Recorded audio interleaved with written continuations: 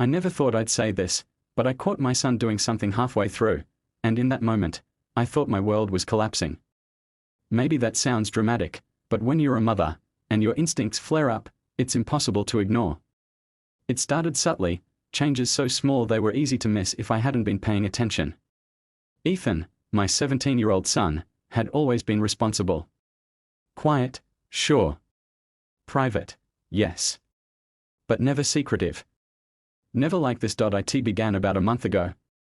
He'd retreat into his room right after dinner, laptop open, headphones in, smiling at his screen like he was in love. I caught him blushing once. I thought maybe he had a girlfriend, normal, right? But when I asked, he stiffened and changed the subject. I didn't push. Maybe I should've. Then came the nights when I'd pass by his room and hear low voices. I assumed he was on a call with friends, until I heard a woman's laugh.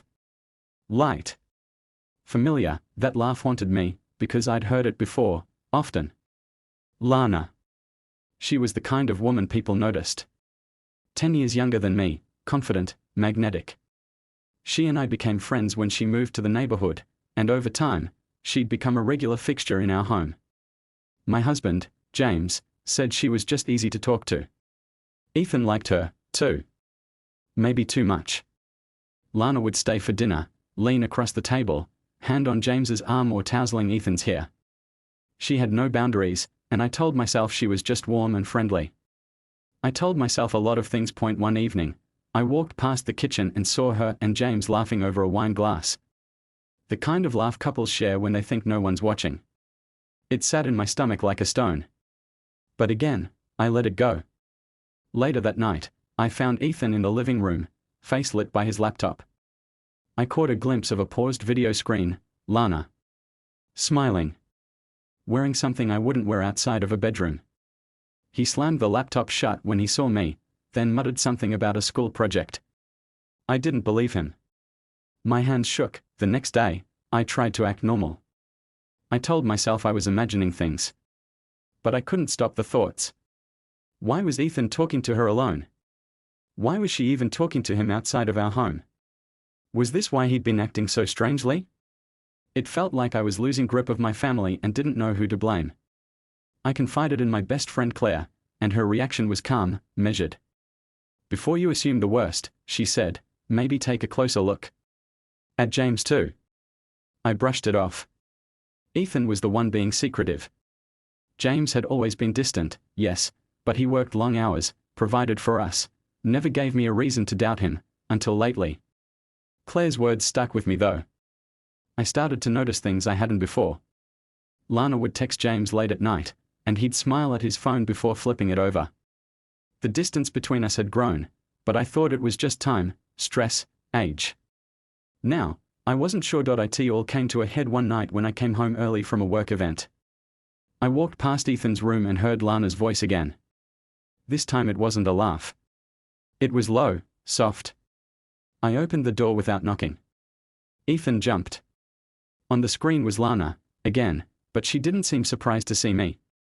She just smiled and said, "Hey, Emma," like nothing was wrong. I felt like I'd stepped into someone else's life. I couldn't make sense of it. Ethan fumbled to close the laptop, stammering that it was part of a project. I didn't know what to believe anymore. I left without saying a word, my heart pounding. That night, I couldn't sleep. I watched both of them, James and Ethan, at breakfast the next morning, each acting like everything was fine. But I knew it wasn't. Something was happening. Something under my roof, in my own house. I had no proof, just a feeling, and it was tearing me apart. I knew one thing for sure: if I didn't find out what was going on soon, I'd lose more than just my trust. I'd lose my grip on the truth. And maybe even my family. I had to know. I couldn't let it go. After what I saw, there was no more space for denial. I needed answers. I waited until Ethan left for school, then I searched his room. I hated myself for it, but I had to know what was going on between him and Lana. I checked his laptop, his desk drawers, nothing incriminating. Then I remembered his phone. He always kept it close, but that morning he'd left it charging in the kitchen. My hands were trembling when I unlocked it. He still hadn't changed the password. The messages weren't what I expected. In a group chat labeled Project Horizon, I found Ethan, Lana, and 2 other names I didn't recognize. Their conversations were about lighting setups, editing timelines, submission deadlines. Lana was helping them film something for a digital media competition. She'd been mentoring Ethan and his classmates. There were even emails from the school confirming her involvement. I stared at the screen in disbelief. I'd been wrong about my son. Relief hit me so fast it nearly knocked me over. But it was tangled with guilt. I'd assumed something terrible about him, about Lana and him specifically, and it wasn't true. I sat down, trying to breathe, trying to absorb the fact that Ethan was innocent. All the signs, the secrecy, the late-night calls, they had an explanation. I was just too blinded by suspicion to see it. But that didn't mean everything was okay. The real shift happened when I started questioning James. With Ethan cleared, my mind returned to the other pieces that didn't fit. The subtle distance, the texts, the shared looks with Lana. My instincts weren't wrong, just misdirected. That night, James was in the shower. I opened his laptop. I never checked his things, never thought I'd have to. But my trust wasn't blind anymore. I found a folder buried in his email labeled Personal, Do Not Delete. Inside were dozens of emails from Lana. The subject lines alone made my skin crawl. Last night was perfect. Still thinking about your hands. Miss you already. Some were weeks old, others just days. Some included attachments, photos of her, not explicit, but intimate. Close-up selfies, hotel room backgrounds, captions like, "Wish you were here." My heart dropped. This wasn't a friendship. This was a full-blown affair. I closed the laptop slowly, numb. My chest felt hollow. I had spent weeks fearing my son was involved in something wrong, when it was James all along. I felt sick, physically sick. All those dinners, the conversations, the nights they thought I was asleep. The way he looked at her when she laughed, how they always found a reason to be alone. It all came crashing together now, fitting too neatly to be coincidence. He came out of the shower, kissed my cheek like nothing had happened. I stared at him, and for a second, I almost said nothing. Part of me wanted to pretend it wasn't real, to bury it all like I had with every red flag over the years. But I couldn't. Not this time. I asked him, plainly, "Are you sleeping with her?" His smile faded. He paused. "What are you talking about?" I repeated the question, slower. He looked away. He didn't deny it. He didn't admit it either. He just said, "It wasn't what you think." That phrase, the coward's answer. He said they talked a lot, said things got too close. Claimed it never crossed into physical cheating. He sounded so calm, so rehearsed, like he'd been waiting to defend himself. I asked him if he loved her. He said, "I don't know." That hurt more than a yes. I didn't scream. I didn't cry. I just left the room. I sat in the hallway, numb, wondering how long I'd been blind. Years, maybe. I had been so focused on being a good mother, managing the house, supporting him through his career, that I stopped noticing when our connection faded. Maybe he noticed. Maybe Lana filled a silence I hadn't even realized existed. The next day, I told Claire everything. She wasn't surprised. She'd seen the signs, probably before I did. She didn't tell me, "I told you so."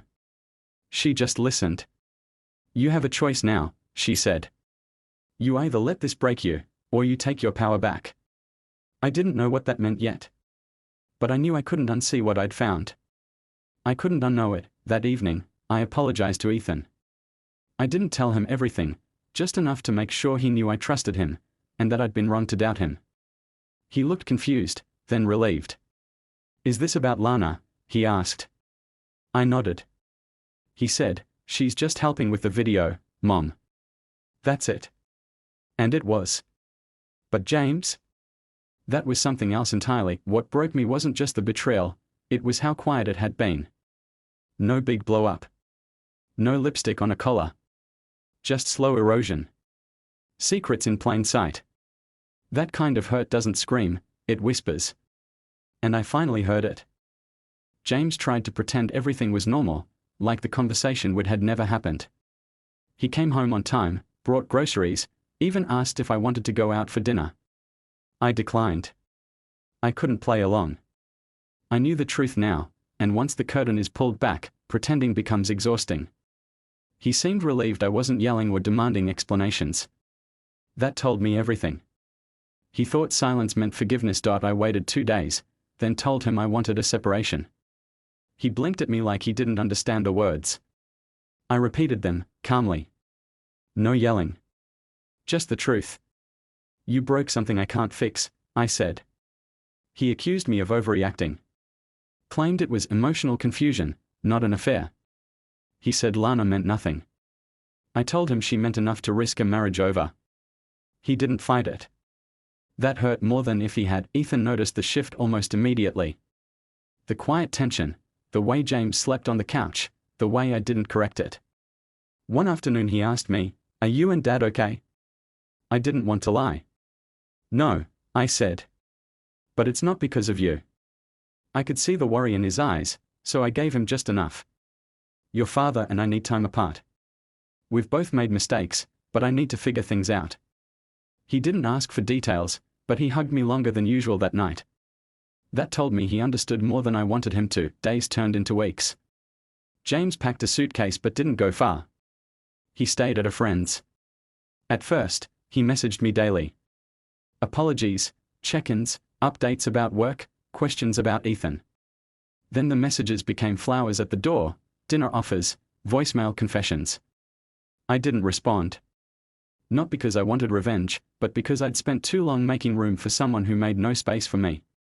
I was done begging for clarity. Lana never contacted me. Maybe James warned her. Maybe she didn't care. Either way, she disappeared from our lives as suddenly as she'd entered. Her silence confirmed what I suspected: there was never any guilt. She didn't know me anything, but decency would have been nice. Instead, I was left picking up the emotional debris while she vanished into whatever came next. I started therapy. I needed to untangle more than just the betrayal. I needed to understand why I'd let myself ignore the signs, why I hadn't asked more questions sooner. The therapist didn't offer miracles, just perspective. "You didn't fail," she said. "You were committed." He wasn't. It helped. Slowly, I began to believe it. Claire stayed close, always checking in. She reminded me I wasn't alone, even when I felt like it. One evening, we sat on my porch, and she asked me if I'd ever consider taking James back. I shook my head. Even if I could forgive him, I said, I'd never forget who I became while trying to hold us together. That version of me deserved better. Ethan's project won second place in the state. He was so proud, and I was proud of him, too, not just for the award, but for who he'd become. I told him I admired his focus, his resilience. He told me, "You've been strong too, Mom. I've seen it." That moment mattered more than he'll ever know. It reminded me that despite everything falling apart, something still held strong, us. I filed for divorce officially 3 months later. James didn't contest it. He came over once to sign the papers. He looked different. Older. Regretful. "I didn't mean to lose you," he said. I replied, "You didn't lose me. You let me go." He nodded. That was our last real conversation. Life didn't get magically easier after that. But it got quieter. More honest. I started sleeping through the night again. I took up writing, something I hadn't done in years. I stopped checking my phone for apologies. I stopped replaying old conversations in my head, searching for clues.